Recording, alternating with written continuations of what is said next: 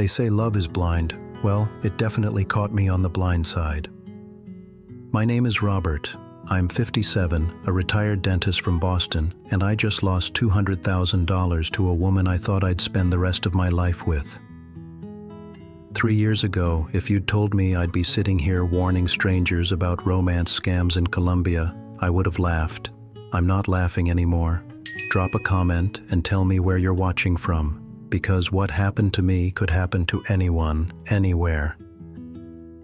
The silence in my Boston house wasn't just quiet. It was the kind of silence that crawls under your skin and sets up camp in your chest. 10 years. That's how long I'd been living with the echo of my wife's absence, rattling around in rooms that once buzzed with conversation about grocery lists, weekend plans, and our son's latest adventures. Cancer took her, but it took its sweet time doing it. Long enough for us to say everything that needed saying, short enough that I never quite believed she was really gone. After the funeral, after my son graduated and found his own path across the country, after the casseroles from neighbors stopped coming, I settled into a routine that felt more like slow-motion drowning than living. Work, Netflix, frozen dinners, repeat. By year 10, I was ready to admit that this wasn't a life. It was just existence with a pulse. That's when I made the decision that would cost me nearly everything I owned. I opened my laptop and typed Colombia Cupid into the search bar. Now, before you judge me for this choice, ask yourself honestly, what would you do after 10 years of complete isolation? Keep watching, because what happens next will shock you. I'd heard stories, you know? Guys from the office, neighbors, even my barber, all talking about these warm, family-oriented women in South America who still believed in traditional values, who still appreciated a man who could provide and protect.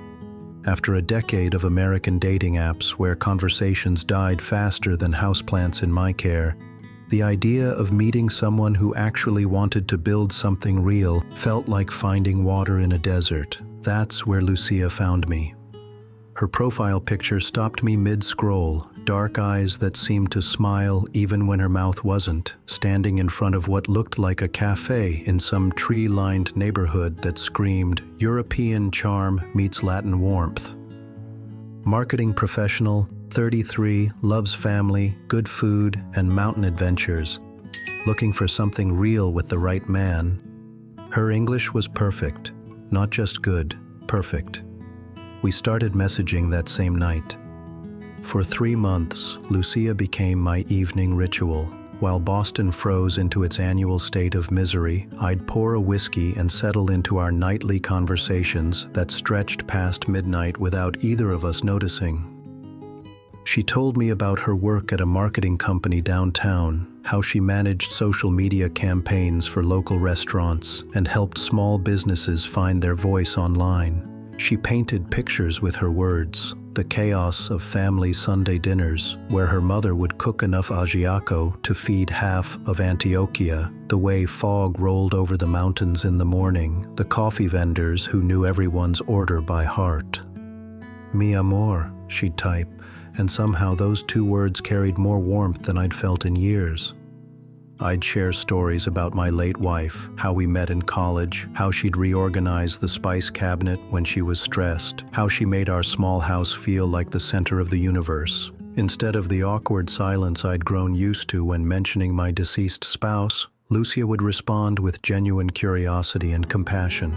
"She sounds like she was an incredible woman," she wrote one night. "The love you describe, that's what I want to find. Someone who speaks about me the way you speak about her, even when I'm gone." That message hit different. Here was a woman who understood that my grief wasn't baggage. It was proof that I knew how to love deeply. She didn't see my widowhood as competition. She saw it as evidence that I was capable of the kind of partnership she was looking for. This is exactly how the best manipulators work, folks. They don't compete with your past. They embrace it, use it, weaponize it against you. What I didn't know was that this empathy was carefully calculated. The photos she sent were natural, unstaged.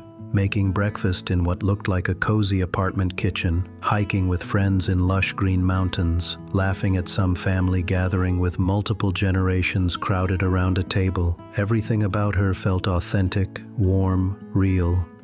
By month 3, when Boston's February wind was cutting through me like a blade and my retirement paperwork was sitting on the kitchen table, I made a decision that felt both terrifying and inevitable. "I'm coming to visit," I typed. "I want to meet you in person." Her response came immediately. "I've been waiting for you to say that, mi amor." The flight to Medellin felt like traveling to another planet. After 10 years of the same routines, stepping off the plane into Colombian warmth was like waking up from a decade-long coma. I'd booked a furnished apartment in El Poblado, the Gringo-friendly district where English menus were common. We'd planned to meet at Mamacita, a restaurant she'd chosen because the food is authentic but they understand gringos. When Lucia walked in, she was somehow both exactly what I'd expected and completely different from her photos. The warm smile was there, but there was something about her presence, a confidence that hadn't translated through a screen. She hugged me like we'd known each other for years. Her perfume was subtle but memorable, something floral that mixed with the faint scent of coffee that seemed to follow everyone in Medellin. "Roberto," she said, and hearing my name in her accent made it sound like someone else entirely. Someone more interesting than the man who'd been shuffling around a too-quiet house in Boston. When I stood up after dinner, my back seized. 10 hours in airplane seats after 58 years of life will do that to a man. "Your back is angry from the flight," she said, watching me move. "When we get back to your place, you need to lie down. I can help." Back at the Airbnb, Lucia made herself at home in a way that felt natural rather than presumptuous. She found the almond oil I'd bought for dry skin, added a drop of eucalyptus from a small bottle she'd brought, and warmed it between her palms. "How did you know to bring that?" I asked. "I pay attention," she said simply. "You told me about your back problems. I came prepared." Her hands found knots in my shoulders and spine like she had some kind of internal GPS for pain. "How are you this good at this?" I asked. "One of my first jobs was massage," she said, her thumbs working along my vertebrae with practiced precision. "I trained properly, learned anatomy, but for you, Papi, I do it special because I care about you." I slept like a rock that night. Deep, dreamless rest that left me feeling human again for the first time in longer than I could remember. The next morning, Lucia dropped what she framed as wonderful news. "My mom is in town from our pueblo," she said, her eyes bright with excitement. "It's 6 hours away in the mountains, and she only visits twice a year. She leaves tomorrow, but I told her about you." Meeting the family on day 2 felt fast, but everything about this trip felt fast. I was stepping out of a decade-long pause, and momentum felt good. Her mother, sisters, and younger brother had gathered at what I assumed was Lucia's apartment, a comfortable space with family photos covering every surface and the kind of lived-in warmth that comes from multiple generations sharing stories and meals. They served ajiaco, a hearty chicken and potato soup, alongside fresh arepas. The conversation was a mix of Spanish and English, with everyone jumping in to translate when I got lost or to tease me gently about my pronunciation. "He's learning," Lucia's mother said approvingly. "That's good. Men who don't try to learn their woman's language don't really love her." By dessert, they were calling me family. When you've been eating dinner alone for years, being folded into someone else's warmth and chaos is intoxicating. It's also dangerous. But I didn't know that yet. Stop right here and think about this. Have you ever been so lonely that instant family acceptance felt like winning the lottery? I was about to learn why love bombing through family is the oldest trick in the book. What happens next will make you question everything. Lucia took a week off work to show me her Colombia. We rode the metro cable up over the valley, watching the city spread out below us like a green and concrete quilt. We drank fresh maracuya juice from street vendors. We spent an evening on a hill watching Medellin light up at dusk. We flew to Santa Marta for 2 days, my treat, but her planning. grilled fish with lime on the beach, warm Caribbean water that made my bones feel young again. In Tayrona National Park, I huffed and wheezed up hiking trails while she glided ahead like she'd been born with an extra lung, then waited patiently for me to catch up. "You're doing great, mi amor," she'd say, taking my hand to help me over rocky sections. "In Colombia, we say the mountain teaches you patience. You're learning." Back in Medellin, we biked the city's ciclorutas, dedicated bike paths that wind through neighborhoods and up into the surrounding hills. I complained about the elevation. She laughed and pulled me along by the hand, her energy infectious and seemingly endless. One evening, sitting on the balcony of my rental with Colombian coffee that made everything I'd been drinking back home taste like burnt water, she asked about my late wife. I told her the truth. It had been a good marriage, 25 years of building something solid together, and her death had been devastating, but not bitter. We'd had time to say goodbye, time to make peace with what was ending. "You are a good man, Roberto," Lucia said, squeezing my hand. "I can see how you loved her, by how you talk about her. That's the kind of love I want. I want to marry you." The words hung in the mountain air between us. I was retiring the next month. My son was building his own life across the country. The house in Boston felt like a museum to a life that was over, while the air in Medellin felt alive with possibility. I said yes, and there it was. The moment that would cost me everything. But here's what's really crazy. Even knowing what I know now about what happened next, part of me still understands why I said yes. Would you have done differently in my position? The proposal seemed perfect, but what I didn't know was that I had just walked into a carefully laid trap. Getting married in Colombia as a foreigner turns out to be an exercise in bureaucratic patience. Because I'm American, I needed apostille documents, birth certificate, proof that I was free to marry, plus official translations of everything. I flew back to Boston, spent weeks standing in lines at various government offices, mailed forms to different states, and waited while snow piled up in my driveway and the silence in my house felt heavier than ever. I remember holding those final documents like they were golden tickets to a new life. Our wedding was modest but full. My son flew in from Seattle, skeptical but supportive. Lucia's family arrived in full force, cousins and aunts and neighbors, everyone dressed like they were going to the social event of the season. We signed papers at the notary's office, kissed in front of 24 cheering witnesses, and I received a 3-year residency card tied to my new spouse. A few weeks after the celebration, Lucia said, "Renting is throwing money away. Let's buy a condo, something with a view. Somewhere we can build our life together." We found a 2-bedroom in a modern building with a gym and a rooftop terrace. The down payment was about $70,000 for something that would cost 3 times that in Boston. "Let's put it in my name," Lucia suggested. "It's easier for taxes here, mi amor. Colombian property law is simpler for locals." It seemed logical. She understood the local systems better than I did. And we were married now. Her assets were my assets, right? We bought a used car and a motorcycle, again in her name for the same practical reasons. Now, I know what you're thinking. Red flags everywhere, right? But put yourself in my shoes for a moment.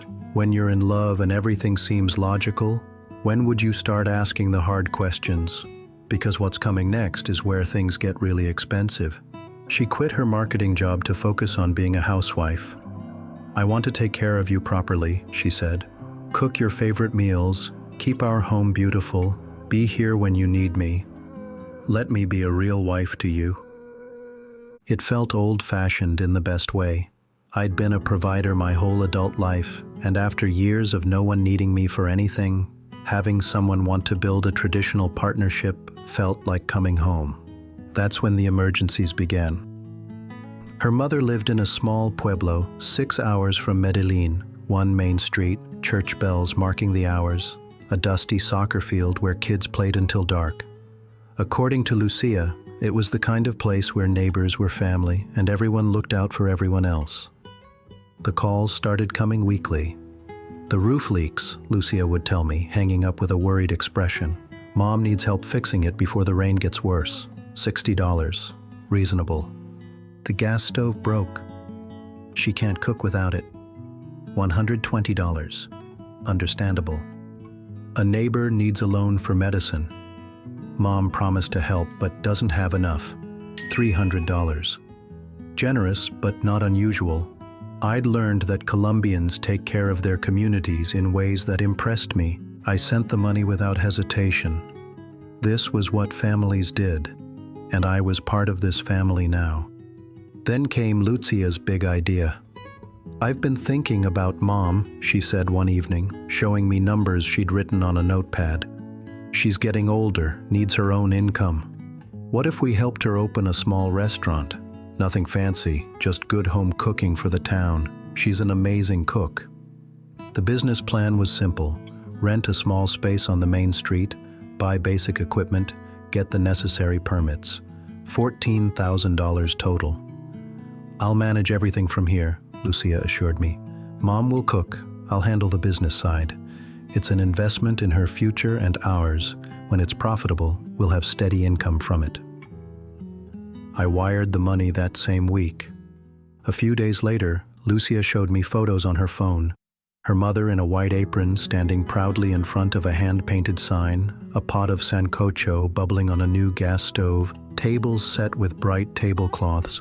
Those photos looked so authentic, so real. I had no idea I was looking at the most expensive fake restaurant in Colombian history. And the worst part? This was just the beginning of a masterclass in financial manipulation. It looks perfect, I said, and meant it. The restaurant looked exactly like what I'd imagined. Cozy, authentic, the kind of place that would become a community gathering spot. It's slow to start, Lucia reported after the first month. Small towns take time to change their habits, but Mom is patient and the food is incredible. Word will spread. I kept sending money for supplies, utilities, minor repairs while we waited for the profit that seemed always just around the corner. By our second year of marriage, Lucia was out more nights than she was home. I'm helping my sister with her new job, she'd explain. Or, Mom needs help at the restaurant. The dinner rush is getting busier, that's good news, but she can't handle it alone yet. She'd leave after lunch and come back the next morning, apologetic but energetic. I hate being away from you, mi amor, but family is so important. You understand, right? I tried not to become the jealous older husband. I focused on making our home better, fixing the leaky sink, adding plants to the balcony, researching better routes for our weekend bike rides. To fill the quiet hours, I joined a weekend cycling group, mostly expats and English-speaking Colombians who met for long rides through the mountain roads outside the city. On a particularly challenging climb up towards Santa Elena, I found myself riding alongside Mike, another American who'd been living in Medellin for 5 years. During a water break, I showed him a photo from my phone. Lucia and me on our balcony during one of those golden hour sunsets. Mike looked at the photo longer than seemed normal, then looked at me with an expression I couldn't quite read. "Is that Lucia?" he asked carefully. "Yeah, my wife. Beautiful, right? Do you know her?" He hesitated in a way that made my stomach clench. "My buddy used to pay her online, OnlyFans. Sometimes more than that, if you know what I mean." He said the last part quietly, like he was setting down a piece of glass and hoping it wouldn't shatter. I laughed it off. Must be someone who looks like her. Common mistake. Lot of beautiful women in this city, right? But the name echoed in my head during the entire ride home. OnlyFans. Online payments. Sometimes more than that. This is the moment everything starts to unravel. I was about to discover something that would shatter my entire reality. What would you do if someone told you this about your spouse? Keep watching, because my investigation reveals something absolutely shocking. That night, Lucia came home around 2 a.m., exhausted from helping Mom with inventory.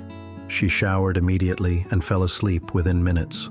Her phone buzzed on the nightstand. face down. Always face down, I realized. When had I stopped noticing that her phone was permanently set to silent? I opened WhatsApp while she slept. Message threads piled up like dominoes. Mi amor, Papi, heart emojis and fire symbols sent to names I didn't recognize. Screenshots of Western Union transfers, Remitly receipts, Cash App notifications. A contact saved as a studio with calendar appointments and what looked like camera scheduling times. I checked Instagram next. Her public account was perfect. Photos of us together, family gatherings, inspirational quotes about love and gratitude. But buried in her followers was a second account with a different name but the same face. The bio linked directly to OnlyFans. The profile picture showed her in lingerie I'd never seen, with a smile I recognized but had never seen directed at me in quite that way.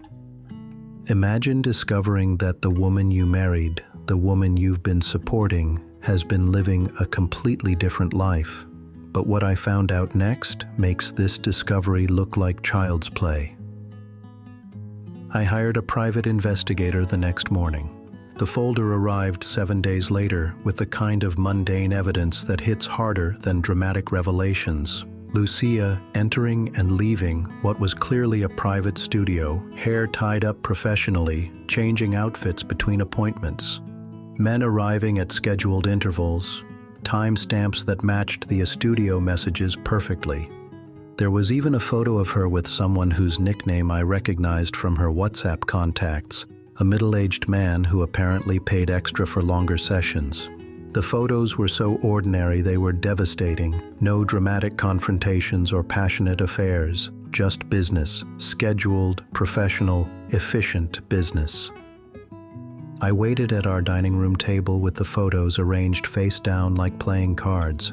When Lucia came home with groceries around 5 p.m., she kissed my cheek and moved toward the refrigerator like it was any other evening. "Do you want to tell me something?" I asked. She paused, smiled over her shoulder. "About what, mi amor?" "There's nothing to tell." I slid the first photo across the table toward her. Her face went completely still for about 3 seconds, then smoothed into an expression I'd never seen before. Calm, calculating, almost relieved. "That was my past," she said simply. "Everyone has a past, Roberto. I told you, I used to do massage work." "The timestamps are from last week," I said, sliding over more photos. "These messages are from yesterday." "This isn't past tense, Lucia." Her face went through several micro-expressions before settling on something that wasn't quite a smile but wasn't hostile either. More like a businesswoman acknowledging that negotiations had begun. "You can't divorce me without losing everything," she said, her voice gentle but matter-of-fact. "The condo, the car, the motorcycle, they're all in my name. Your visa depends on staying married to me. And that restaurant you're so proud of funding? Roberto, there is no restaurant. Those photos were staged in my cousin's kitchen." She sat down across from me, folded her hands like we were discussing weekend plans. "From now on, just be good to me. You're a gringo in Colombia making accusations against a local woman. Who do you think they'll believe?" This is it. The moment I realized I wasn't just betrayed, I was trapped. Completely trapped. What would you do in this situation? Run? Fight? Stay? My choice might surprise you. I'm not proud of what I did next. I stayed. I played the role of the oblivious husband while quietly building my exit strategy. I cooked dinner when she was home. I watered the plants on the balcony. I fixed the cabinet door that always sagged. She continued going out at midnight and coming home at dawn. I said nothing, but I documented everything. Screenshots of transfers, copies of deeds, records of every dollar I'd sent for family emergencies and business investments. I researched Colombian residency law and discovered that after 3 years of legal residence, I could apply for permanent status that didn't depend on marriage. The waiting period felt like living with a polite stranger while counting down to an invisible finish line. We maintained the surface appearances of marriage. She still called me mi amor, still asked about my day, still occasionally cooked my favorite meals. But something fundamental had shifted. I was no longer a husband. I was a financial arrangement with an expiration date. The hardest part wasn't the betrayal. It was realizing how much of what I'd believed was real had actually been performance. The massage that first night, professional skill applied for personal manipulation, meeting the family, a carefully orchestrated scene designed to trigger my loneliness, the restaurant investment, theater with props and staged photos. When my permanent residency card finally arrived in the mail, I packed a single bag with essentials, documents, laptop, enough clothes for a week. The motorcycle was technically in Lucia's name, but she let me take it without argument. "We're done," I said, setting my wedding ring on the kitchen counter. She shrugged like I'd announced it might rain later. "Good luck, Roberto. You're a nice man, but you were always too easy." She kept the condo with its mountain views. She kept the car we'd chosen together. She kept the furniture we'd picked out, the plants I'd tended, the life we'd supposedly built. I took the motorcycle and rode 3 hours southeast to Manizales, a smaller city where the air feels cooler and the streets don't hold memories of every optimistic mistake I'd made. If you add it all up, and believe me, I have, the down payment on the condo, furniture, the car, wedding expenses, living costs, while she focused on being a housewife, weekly family emergencies, and $14,000 for a restaurant that existed only in staged photographs. It comes to just under $200,000 over 3 years. I also lost a version of myself I'd liked. The man who believed that good intentions and genuine love could overcome cultural differences and language barriers. The man who trusted hugs more than background checks. But I learned something too, written in the language of expensive mistakes. Don't rush marriage abroad, especially when your legal status depends on it. Time is a filter that scams can't survive, but real love doesn't mind waiting. Don't sign over major assets to someone you've known for less time than it takes to really know your neighbors. Verify the stories people tell you about their lives. If someone claims to work in marketing, visit their office, meet their colleagues, ask about their campaigns. If weekly family emergencies become a pattern, they're not emergencies, they're a business model. And remember, this is one story about one person in one city. There are genuine, honest, wonderful women all over Colombia and Latin America. My failure wasn't falling in love with a Colombian woman. It was falling in love with the idea of being needed again and letting that need override basic due diligence. But this story doesn't end there. A year later, just when I thought Lucia was in my past, my phone buzzed with a WhatsApp message. "Hi Roberto, I am really sorry for what I did to you." I didn't want to reply, but curiosity got the better of me. "Why are you contacting me?" "I was in a car accident with the car you bought and almost died. After spending 1 month in the hospital, I found God. I am a better person now. It would be a blessing to have you back in my life." The car I had paid for, a dramatic near-death experience, a convenient religious awakening, and of course, not an offer to return what she'd stolen, but another request for me to give her something. Even after everything I'd learned, a tiny part of me wondered, what if this time it's real? But I'd learned to trust experience over hope. "I'm sorry about your accident. I'm glad you recovered, but I'm not available now. I wish you the best." I blocked her number immediately because I knew there would be another message, another emergency, another story tailored to the lonely man she remembered. That's the thing about these scams. They don't just take your money. They take your ability to trust your own instincts. People don't usually find God and then immediately reach out to those they've financially destroyed asking for more blessing. I still live in Manizales, still ride that motorcycle through mountain roads that take my breath away. I've started dating again, slowly this time, with Colombian women who have jobs I can verify and families I can meet gradually, naturally. I still believe in love. I just don't believe in rushing it anymore. I've learned to appreciate the difference between someone who wants to build a life with you and someone who wants to build a business around you.